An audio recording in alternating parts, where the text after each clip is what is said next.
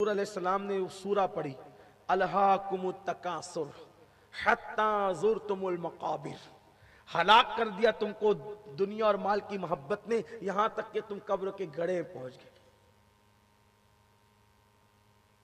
جب اس نے یہ سنا اور سننے کے بعد جو آگے کا مضمون ہے، اللہ پاک فرماتا ہے الہاکم التکاثر حتی زرتم المقابر کلا سیعلمون ثم کلا سیعلمون۔ جب جہنم کی آگ کا تذکرہ اس نے سنا، چیخ ماری، زمین پہ گرا، ٹھنڈا ہو، انتقال ہو۔ جب جہنم کا ذکر سن کر کے انتقال ہوا، ابھی تو وہ خوشخبری سنانی ہی رہ گئی تھی، اسی خوف میں دنیا سے وہ چلا گیا۔ آقا نے فرمایا غسل دو، کفن پہناؤ، غسل دیا، کفن پہنایا۔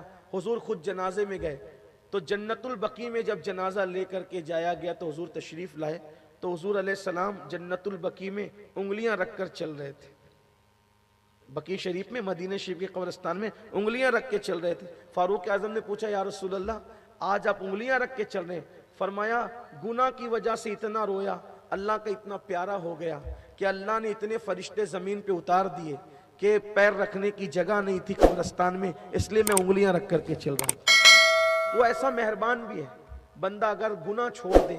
اللہ کے رسول سے پوچھا گیا حضور سب سے بہترین ہجرت کیا ہے؟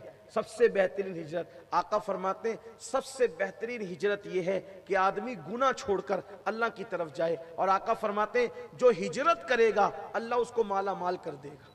ہجرت کرو مالدار ہو جاؤ، مطلب گناہ چھوڑ دو اللہ تمہیں مال بھی عطا فرمائے گا۔ جب گناہ چھوڑنے سے اللہ مل جاتا ہے تو گناہ چھوڑنے سے مال کیوں نہیں مل سکتا؟ اس لیے آئیے اللہ تعالیٰ کی بارگاہ میں عہد کیجئے، کل کی آنے والی شب برات ہے، توبہ کیجئے، معافی مانگیے۔ کوئی روٹھا ہو تو اس کو خود سے منائیے، کسی کی حق تلفی کی ہو اس سے معافی طلب کیجئے، کسی کا دل دکھایا ہو اس کا دل خوش کیجئے، رشتہ داروں سے بات چیت بند ہے ان سے بات چیت شروع کیجئے، اس لیے کہ جن کے حقوق ہے وہ ادا کریں، جن کی حق ادا نہیں کر سکتے ان سے معافی مانگیں، روٹھے ہوئے دوستوں کو منائیں، اور پھر کل اللہ کی بارگاہ میں گڑ گڑائیں۔ ہو سکے کل روزے کا اہتمام بھی کریں، کی بڑی اہمیت ہے۔ یوں بھی 13، 14، 15 جو ہر مہینے کے 3 روزے ہیں، اس کو ایام بیز کے روزے کہتے ہیں۔ آقا علیہ السلام فرماتے ہیں جو یہ 3 روزے، یہ جو 3 روزے کبھی نہیں چھوڑے گا، اللہ تعالیٰ قیامت کے دن اس کا چہرہ ایسے چمکدار کرے گا جیسے 14ویں رات کا چاند چمکتا ہے۔ اور فرمایا میرے آقا نے قیامت کے دن سب روئیں گے اور سب پریشان ہوں گے، لیکن 3 روزے 13، 14، 15 کا روزہ رکھنے والا قیامت کے دن انشاءاللہ روئے گا نہیں، وہ اللہ اس کو رونے سے بچائے گا، اللہ اس کو پریشانی سے بچائے گا۔ اور جو 3 روزے رکھنے کا عادی ہوگا، اللہ کے رسول فرماتے ہیں اللہ پاک اس کے سینے سے کینہ ختم کرے گا، اللہ اس کے دل کو صاف کرے گا۔ بڑی فضیلت ہے ان 3 روزے کی۔ اللہ کے رسول علیہ السلام سفر میں بھی ان روزوں کو رکھتے تھے، 13، 14، 15 کو۔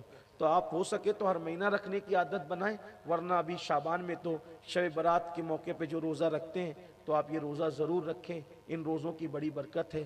شعبان کے مہینے میں حضور علیہ السلام بہت کثرت سے روزے رکھتے تھے۔ ام المومنین اما عائشہ فرماتی ہیں اتنا رکھتے تھے کہ ایسا لگتا تھا اب نہیں چھوڑیں گے، پھر چھوڑنا شروع کرتے تھے تو ایسا لگتا تھا کہ نہیں رکھیں گے۔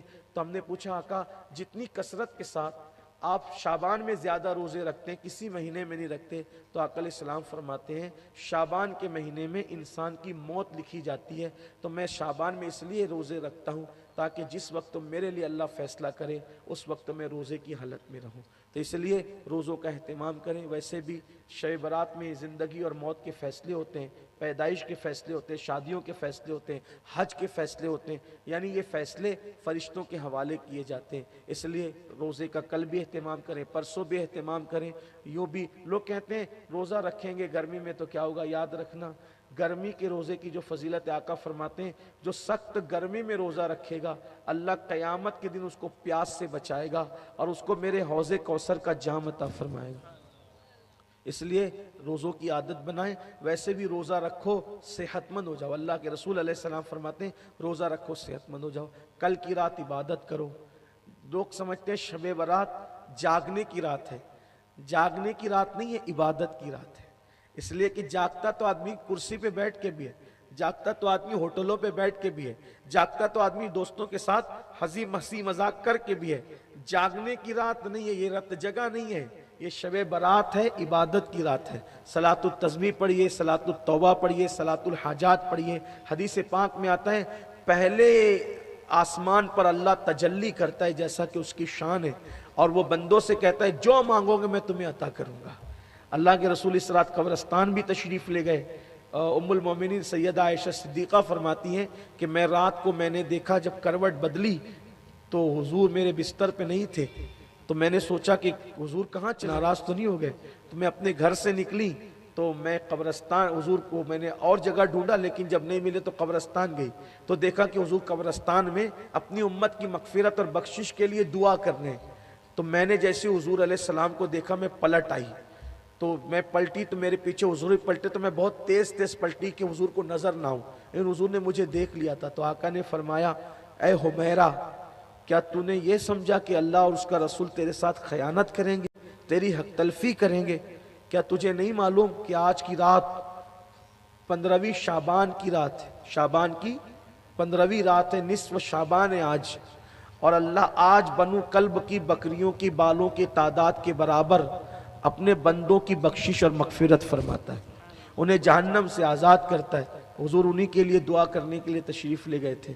تو اس رات قبرستان جانا بھی ثابت ہے، لیکن آپ سے اتنا ہی کہتا ہوں مسلمانوں کو چاہیے کہ آپس میں بحث کرنے کی بجائے، اب لوگ اس پہ ہی بحث کرتے ہیں، حضور تو ایک بار گئے نا تو ہم ہر سال کیوں جائیں؟ بھئی آپ کی مرضی، جاؤ نہ جاؤ، لیکن اتنا ضرور کہہ دیتا ہوں حضور نے حج بھی فرض ہونے کے بعد ایک ہی بار کیا ہے نا، ایک ہی بار کیا، دوبارہ کیا حج نہیں کیا۔ لیکن کیا کوئی یہ کہہ سکتا ہے کہ دوبارہ نہیں جا سکتے، دوبارہ جانا ناجائز ہے، گناہ، ایک ہی بار کیا؟ ایسا نہیں ہوتا ہے۔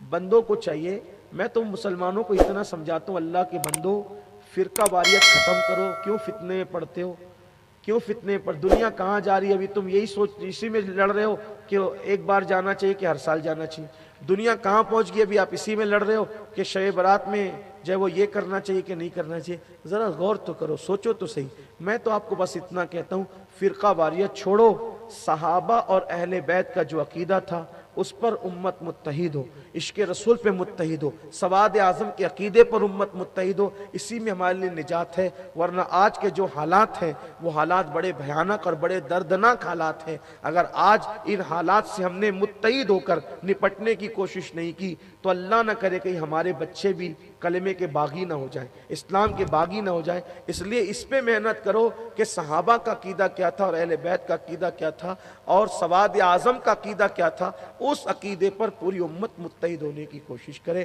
اللہ تعالی ہم سب کے حال پہ رحم فرمائے۔